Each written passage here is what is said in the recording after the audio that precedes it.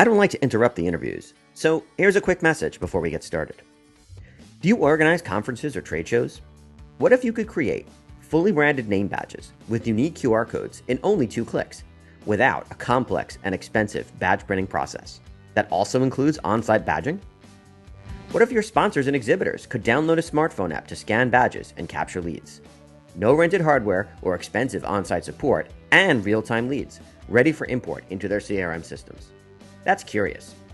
To learn more about the Curious smartphone-based lead retrieval, attendance tracking, and badging solutions, visit snapcapture.net.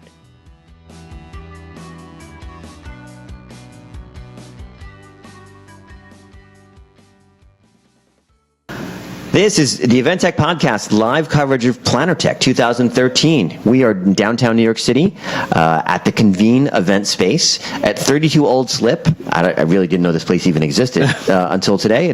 But here we are, and joining me, that would be John Federico, your host and executive producer, which means I'm the guy who just turns the knobs and posts the shows.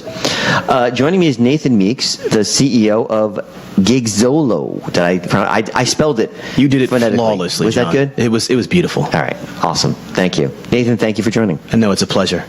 So Gigzolo, which by the way, I love, it's fun to say. It's like one of those things you would tell a kid, and my son would just walk around all day saying Gigzolo. No, it's so true. We actually played around with making it an S, and then we were like, no, a Z looks cooler. Gigzolo. No, it's good. I love it. So you guys are here at Plannertech. You're exhibiting, speaking. What did you do? I know you're exhibiting. Yeah, we are exhibiting. We are not speaking. We actually came last minute. We found out about it. We raved about it, and then we had to get a last minute slot in. So no showcase tonight? No show. We'll be in the area of showcases, and we may bump our elbows into one, but not one planned. Okay. Damn. Timing is everything. I right? know. All right. Speaking of timing, we have a surprise for you at the end of this. Yes. Oh, I'm already excited. Yes, I'll let you guys know. Our listeners, of course, not you, Nathan. So Gigzolo, what do you guys do? So in a nutshell, I tried to put it in a box, right? Yep. I'll put it in a box, then you can elaborate. It's a curated marketplace for talent, for creative talent specifically. Exactly, right. So what kind of creative talent? We actually start, and we're a new startup, right? We actually go live not too long from now on Monday, and so we're specifically looking at musicians, but very quickly we'll be evolving into also photographers and videographers. The way this site works is really simple. We actually make it really easy for event planners to find and book musicians, photographers, and other artists for their events. If you go on this site when we go live, you'll be able to put in 3 things. Whatever you're looking for, let's just say a jazz trio, as well as the location and the occasion, and will automatically generate pre-screened artists relevant to your search, as well as ratings and an approximate price per hour that these artists are willing to pay for your specific gig. And then you can actually go and see their whole profiles, videos, photos, reviews, chat with them instantly via voice or video chat, and then book them and pay them online seamlessly. And how long is that process? Oh, the process is not long at all. Depends on, obviously, the negotiations. Very, very detailed planners, like I'm sure some of your listeners, may take a little longer, but what we try to do is we try to front load most of the logistics that you'd usually be condemned to negotiating, right? So when it comes to price, which is obviously a big point in trying to figure out how things work in logistics, we've actually already pre-filled what a cancellation policy looks like, what an overtime policy for this artist looks like, all those things. Nice. And so as you are going through the process with the conversation, even the chat is guided so that you can hit those points very quickly, but really get back to what matters when you talk to somebody. Personality, style, and professionalism. By the time you've spoken to them, you already know who they are, you've seen reviews, you've seen videos, and you know that they're affordable. So you're getting now down to the heart of the personal relationship. It's interesting because in some way, the first thing I thought of was that, this kind of commoditizes stuff, but in reality it doesn't. It just takes care of the boring stuff. It gets all of that stuff out of the way so they could focus on the nuances, which are the 3 things you just spoke about, right? Exactly. The personality and the performance and all of those. And event planners, the one thing that I've really come to love about event planners that reminds me of kind of my former professions in finance is that they're so detailed, right? And yet at the same time, they not only are they detailed, but they still care about the idiosyncratic parts, the intangibles that happen within an event. And so we really try to encapsulate that within our process. We want to make sure that we've taken care of the details so they can actually focus on the idiosyncrasies, all of the little things that make their event special. Yes, if there's one thing we've learned in our years being in business is that every planner likes things just their own special way. Right. And even if it's moving a pixel from here to there, they got to have that pixel. Exactly. Move. And hey, we accommodate, right? So that's why we're in the business we're in. Both of us. So you chose So your first choice was musician. Well, okay, so back up. You chose event planners as your market, and you chose musicians as your first the first creative group that you decided to work with. How did that happen? That's a great question. I think when it comes to musicians specifically, in contrast to the other mediums, photographers, videographers, even as far out as like a sculptor or anything of that nature, the reason why we started with musicians is because of where they sit in like the human psyche, right? If you were to see a site that says find videographers, you look at it and you say, well, that's nice, that's cool. But the use for it doesn't seem as evident, right? If you saw a site that said find photographers, now you'd say that was cooler, that seems very relevant, but also many more photographers. Musicians sit right in the middle, where they are just far enough from what you can do yourself that you can relate, that you can't do it, but at the same time, they're just close enough that you can relate to wanting it. And so, because they sit in that space, they are the gateway for the other arts. You go to find a musician, and then you can actually see great photographers, great videographers. Generally, you look for a venue first in an event, and then you look for generally food and entertainment, and we like to be in that space. It's interesting. You're a good storyteller, first of all. Yeah. But in all seriousness, that makes perfect sense to me because the music. It's about the first three things you just discussed, right? So the venue, the food, and the music. Is a lot of that is about the ambiance, right? The videographer, backseat, right? It's behind the scenes. Photographer, behind the scenes. But everything you just said is front and center at the event. Right. That really sets the tone. Right, and we love all of these artists, right? Obviously, sure. We don't prefer one to the other, but we realize if we're going to make a global marketplace for the creative arts, we need to start with the one that resonates and causes ripples that actually create more opportunities for the rest of the creative arts. Exactly. And I didn't mean to put down all you photographers out there. I was just kind of I was going off from that, and of course, and obviously. Photographers and videographers make perfect sense since all of them are related in some way to the production of an event. Absolutely. But you're not a musician, and you don't come from video, or you come from finance. I know. The devil's lair, right? How did you come? Well, so there's a few things. I mean, if you really want to say, I'm happy to tell you. One, I've been a vocalist all my life, but this principally in church. I sing on the worship team to this day. That's great. We had a beatboxer here before. So really? I believe anything. Okay. We go. So the story is very simple. I'm going to keep it short. Basically, 2 years ago, I was still in finance, in my financial job, and I was coming home from church, and I happened to see a friend of mine who's a Juilliard-trained trumpeter on the bus. And he was coming from a different church, and it just like complete coincidence that he was there. He usually plays at night or goes to church at night. He was there in the morning. I said, "What are you doing here?" And he replies to me, "Well, it's just so hard to get established these days." Me in finance, I say, "You went to Juilliard. Like, what do you mean? You should be established. What do you define as established?" And he responded to me something that I'll never forget. He said, "Established to me is three things: being able to play at a place that I wouldn't mind playing at, to be able to play with people that I wouldn't mind playing with, and to have steady work somewhere."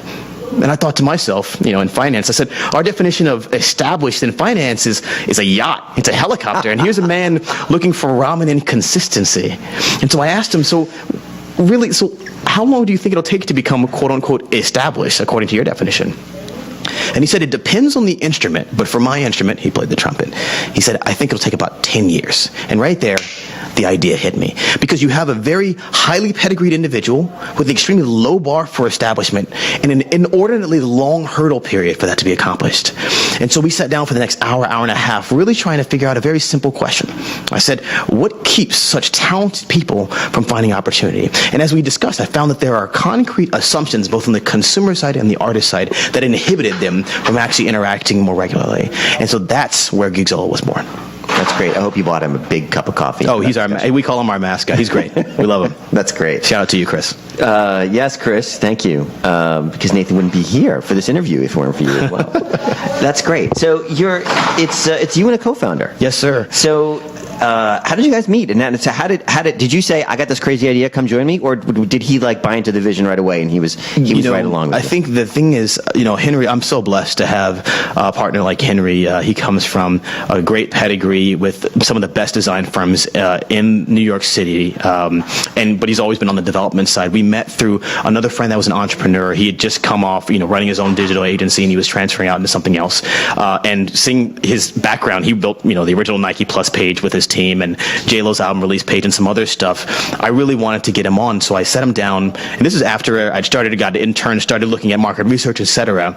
Sat him down. It was supposed to be a 30-minute coffee just to talk a little bit. It ended up being a 3-hour meeting, and then we did it again 3 hours, and then we did it again. And by the third meeting, I said, Henry, I need to have you on board. And what really pulls him into the idea is the fact that really we see it as redemptive to the creative arts. We see it as creating more opportunities for creative people, and at the same time making the process easier for the fragmented demand that before felt like they were outside of the industry, outside of understanding who to go to, who's good, and what they cost. And so we're democratizing both and creating better opportunities from each side. Excellent. It's good when you find a good co-founder. There it is. Anyway, that's my co-founder right there. Shout out to Limit. Okay, so now you guys, you just had you kind of scooted over your big announcement, so I'll make it a bigger announcement now. So today is, what's today, August 13th? 13th. And you go live next Monday next. We go live Monday. Somebody do the math. Yeah, Monday next. D-Days, I think it is the 16th. What is today? Tuesday? What is today? I have no idea. Next Monday. Next Monday. Okay. I know what Monday is. All right, so you're going live. Now, you have all this data that you mentioned in this profile, right? So you have all the boilerplate stuff, which you just let them pick and choose, right? It's like no refunds, or refunds after. Okay, fine. Right. You've got, then you've got samples, right? So these musicians want to put up a video, right. They want to put up an audio file, whatever. Okay, right. That's fine. That's their job. But now you have all these things like ratings, right, and reviews potentially, and all of this stuff requires seeding, right? I hate that word seeding. It sounds dirty, but it all requires, that you have some place to start. What have you been doing so far? That's a great to gather that data? Right. It requires seeding. We think even more than that requires seeding. When you look at kind of the composition of the overall musician demographic, you'll find that there's two camps, right? People that are trying to make it big as their main goal, and then people that are trying to gig as their main goal, and making it big would be also a plus.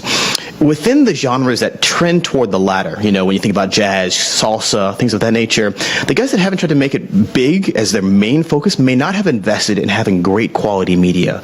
So we know that not only do we need to seed things like references and all that kind of things, we actually have to start with the content, because in this age, content is king. We actually offer free HD video recording in a professional sound studio for each artist that we select to be on Gigzolo. So we curate them first, right? We select them, and then we record them, and out of the recording, most of those artists actually become Gigzolo artists. About 10% of the guys that sign up end up becoming Gigzolo artists through the entire pre-screening process. Interesting. So does that mean that you're focused on a particular geographic market right now in order to make that happen? Yes. As any startup would tell you, you want to start with one demographic, you want to start with one location first, gain critical mass, and then kind of multiply it out. So we're focused on New York City for probably the next few months, and then we'll be branching out to other locations. Okay. Well, and that's right. Yeah, and you had a second question. I apologize. When it comes to seeding, with regard to reviews and references, etc. Yes. The answer to that question is, he kept me on track. There it is. The answer to that question relies back into this pre-screening process. One, out of all the sign-ins we have, right, about 90% of the people that we end up accepting on Gigzolo come from referrals. Okay, so involved in the process of curation is the aspect of reviews. Okay. The second thing is that when artists actually are on board the site, they actually can go out and ask for references from other event planners and things that, people that they've worked with in the past, and we actually go and call those guys and verify those references. They're not reviews, they're references, but it gives consumers and businesses a place to start. And then as they build up reviews, people that have actually booked them on Gigzolo, that continues to complement the overall quality characteristics or testimonies that we have to offer on the site. So we curate first, then artists ask for references, and then they're bolstered by reviews. Okay, got it. And then, so the references just to start, or you're going to continue to have that dual mode of references and reviews? I think we'll continue to have them. I think as you mature as a site, you'll find that I think people value in-person reviews that are verified by the site over references.